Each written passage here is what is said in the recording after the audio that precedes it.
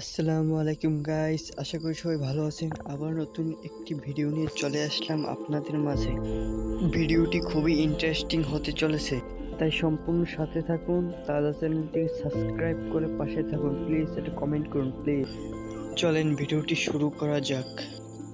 গতকালকে একজন ফ্যান্স তার সাথে ছবি তুলতে এসেছিল স্টুডিয়ামে, কিন্তু অবাক বিষয় হলো তিনি ওই ফ্যান্সকে ছবি না তুলতে দিয়ে তাকে আরো উল্টো মারতে গেলেন সাকিব। আমরা এইটা সাকিবের কাছ থেকে মোটেও আশা করিনি। ওই ভক্ত ওই দিন লাইভে এসে বলেন, সাকিব আমার কাছে মাপ চাইতে হবে, নাহলে সাকিবকে আমি কোনোদিনও ক্ষমা করতে পারবো না।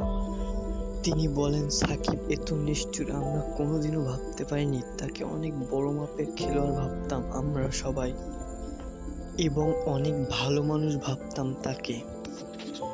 সাকিব এত